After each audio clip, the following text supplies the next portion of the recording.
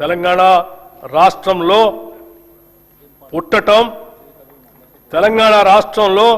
పుట్టటం ఇక్కడ జీవించటం ఒక వరం అనే విధంగా ప్రభుత్వం చర్యలు తీసుకుంటున్నది, సౌకర్యాలు కల్పిస్తున్నది. ఈ ప్రభుత్వం రాష్ట్రంలోని ప్రతి కుటుంబానికి భద్రత కల్పిస్తుంది. ఒక కుటుంబంలో ఆదాయం తెచ్చే వ్యక్తి దురదృష్టవశాత్తు అకస్మాత్తుగా దూరమైతే ఆ కుటుంబం పడే మానసిక వేదన ఒకటైతే వాళ్ళు ఎదుర్కొనే ఆర్థిక విపత్తు మరొకటి. ఒక్క సంఘటనతో ఆ కుటుంబం రోడ్డున పడుతుంది. ఆ భయం, ఆ అభద్రతా భావం ఏ ఒక్క తెలంగాణ బిడ్డకు ఉండకూడదన్నదే మా ప్రభుత్వ సంకల్పం. ప్రపంచంలోని ఏ అభివృద్ధి చెందిన దేశానికి సాధ్యం కాని రీతిలో కని విని ఎరుగని ఒక మహత్తర జీవిత బీమా పథకానికి ఈ బడ్జెట్లో శ్రీకారం చుడుతున్నాం. సామాజిక అంతరాలతో సంబంధం లేకుండా పేద మధ్యతరగతి ధనిక అనే తేడా చూడకుండా రాష్ట్రంలోని 1,15,00,000 కుటుంబాలకు ప్రతి కుటుంబానికి 5 లక్షల రూపాయల జీవిత బీమా అందించే విధంగా జూన్ 2, 2026 నుండి ఇందిరమ్మ కుటుంబ జీవిత బీమా పథకంను నూతనంగా ప్రవేశపెడుతున్నాం.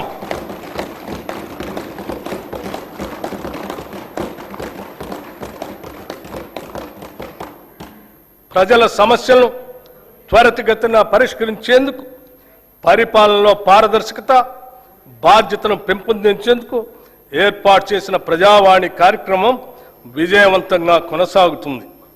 హైదరాబాద్లో ఉన్న మహాత్మా జ్యోతిబా పూలే ప్రజాభవన్లో ప్రజల వినతులను నేరుగా సమర్పించే అవకాశాన్ని కల్పించాం. ప్రభుత్వం అమలు చేస్తున్న సంక్షేమ పథకాలు, చేపడుతున్న అభివృద్ధి కార్యక్రమాలను ప్రజలకు మరింతగా చేరువ చేయాలనే సంకల్పంతో రాష్ట్రంలో ప్రజాపాలన ప్రగతి ప్రణాళిక పేరుతో 99 రోజుల కార్యక్రమాన్ని ప్రభుత్వం రూపొందించింది. ఈ కార్యక్రమం 2026 మార్చి 6 నుంచి జూన్ 12 వరకు సాగుతుంది.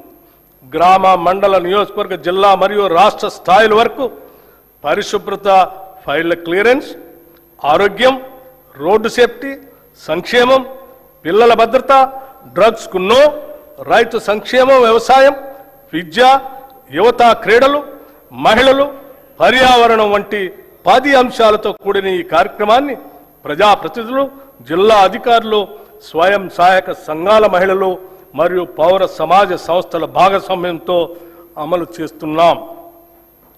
గత ప్రభుత్వం అట్టహాసంగా తెచ్చిన ధరణితో రైతులు అలివికాని కష్టాలు ఎదుర్కొన్నారు. ఈ భూ సమస్యలకు శాశ్వత పరిష్కారం కోసం ప్రభుత్వం తెలంగాణ భూభారతి చట్టం 2025ను అమలు చేసింది. ఈ చట్టం ద్వారా ప్రత్యేకమైన భూమి గుర్తింపు వ్యవస్థతో పాటు ఆర్టిఫిషియల్ ఇంటెలిజెన్స్ ఆధారిత భూమిత్ర చాట్ బాట్ను కూడా ప్రవేశపెట్టింది. గ్రామ స్థాయిలో భూ పరిపాలన బలోపేతం చేయడానికి 5,010 గ్రామ పాలనా అధికారులతో సహా 8,900 మంది సిబ్బందిని నియమించాం. అదనంగా 5,520 లైసెన్స్డ్ సర్వేయర్లు తమ సేవలను అందిస్తున్నారు. ఈ సంవత్సరం 3,76,000 కొత్త పట్టాదారు పాస్బుక్స్ జారీ చేయబడ్డాయి. భూభారతి చట్టం అమలులో భాగంగా రిజిస్ట్రేషన్, రెవెన్యూ, సర్వే సేవలను ఒకే వేదికపై తీసుకుని వచ్చాము. దీంతో రైతుల సమస్యలకు త్వరిత పరిష్కారం అందించే అవకాశం కలిగింది. పార్లమెంట్, అసెంబ్లీ, నియోజకవర్గాల పునర్విభజన, పంచాయతీలు, పట్టణ స్థానిక సంస్థల ఏర్పాట్లు, రిజర్వేషన్ల అమలు వంటి ప్రజాస్వామ్య ప్రక్రియలకు మూలాధారమైన జనగణనను డిజిటల్ విధానంలో నిర్వహించేందుకు ఏర్పాట్లు ముమ్మరంగా సాగుతున్నాయి. తెలంగాణ రాష్ట్రం ఏర్పడిన తర్వాత జరుగుతున్న మొట్టమొదటి జనగణన ఇది. దీనిలో స్వీయ నమోదు, సెల్ఫ్ ఎన్యూమరేషన్ విధానం, కులగణన అంశం ఉన్నాయి. మొదటి దశ జనగణన 2026 మే 11 నుండి జూన్ 9 వరకు నిర్వహించబడుతుంది. సెల్ఫ్ ఎన్యూమరేషన్ ప్రక్రియ 2026 ఏప్రిల్ 26 నుండి మే 10 వరకు కొనసాగుతుంది. రెండవ దశ దేశవ్యాప్తంగా 2027 ఫిబ్రవరి 9 నుండి ఫిబ్రవరి 28 వరకు నిర్వహిస్తారు. తదుపరి మార్చి 1, 2027 తేదీని రిఫరెన్స్ డేట్గా తీసుకుంటారు. ప్రజల ఆకాంక్షలను దృష్టిలో ఉంచుకొని ఈ ప్రజాప్రభుత్వం అభయహస్తం పేరుతో ప్రజాహిత పథకాలను అమలు పరుస్తుంది. కనీస సదుపాయాలు కూడా లేని వారికి ఉపయోగపడే విధంగా మహాలక్ష్మి, గృహజ్యోతి, ఇందిరమ్మ ఇళ్ళు, మహిళా శక్తి మిషన్ వంటి పథకాలు పేదల జీవితాల్లో వెలుగులు నింపుతున్నాయి. మహాలక్ష్మి పథకం మేము అధికారంలోకి వచ్చిన వెంటనే అమలు పరిచిన మొదటి వాగ్దానం. ఉచిత బస్సు ప్రయాణం.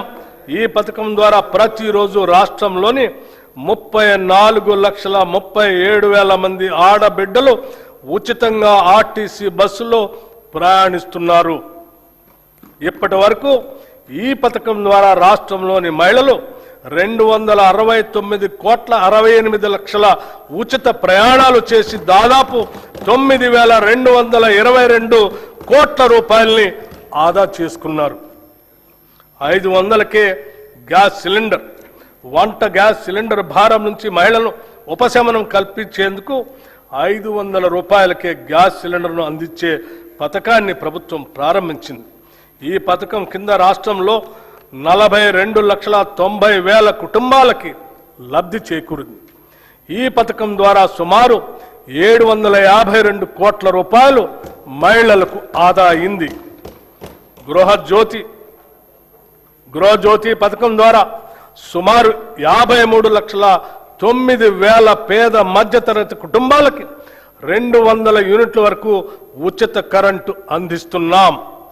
ఈ పథకం కింద ఇప్పటి వరకు 10,97,00,000 సున్నా బిల్లులు జారీ చేయబడ్డాయి. ఈ సబ్సిడీ కింద 3,900,54,00,000 రూపాయలు విద్యుత్ సంస్థలకు ప్రభుత్వం చెల్లించింది. చేయూత పథకానికి అర్హులైన వారికి 2 లక్షల నూతన పెన్షన్లు ఇవ్వటానికి మంజూరు చేస్తున్నాము.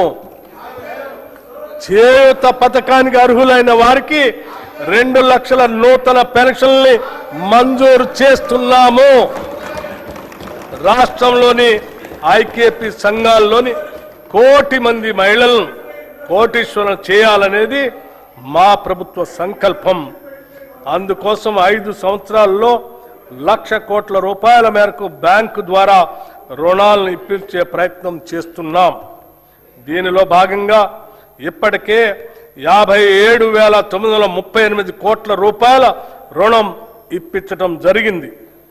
వడ్డీ లేని రుణాల పథకం కింద 2023 డిసెంబర్ నుండి ఈనాటి వరకు పట్టణ గ్రామీణ సెల్ఫ్ హెల్ప్ గ్రూప్స్ కి 1,329 కోట్ల వడ్డీ రాయితీని విడుదల చేయటం జరిగింది.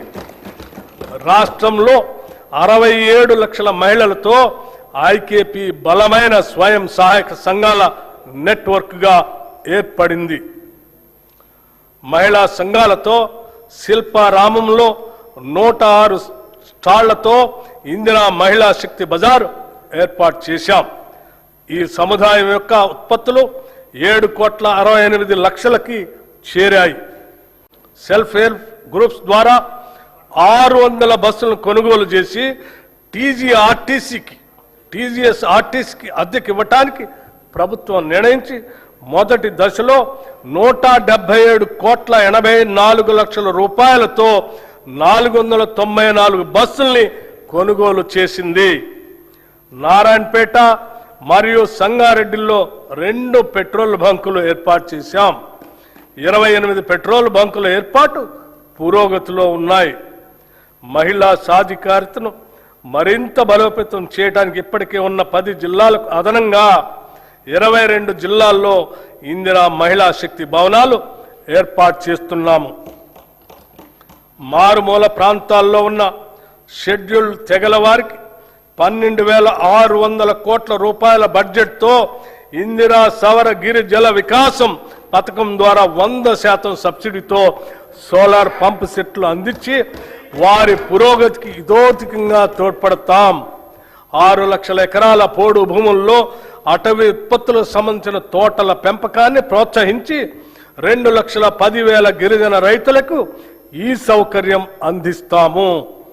ఈ పథకాన్ని ఇప్పటికే అచ్చంపేటలో పైలట్ ప్రాజెక్టుగా ప్రారంభించాము.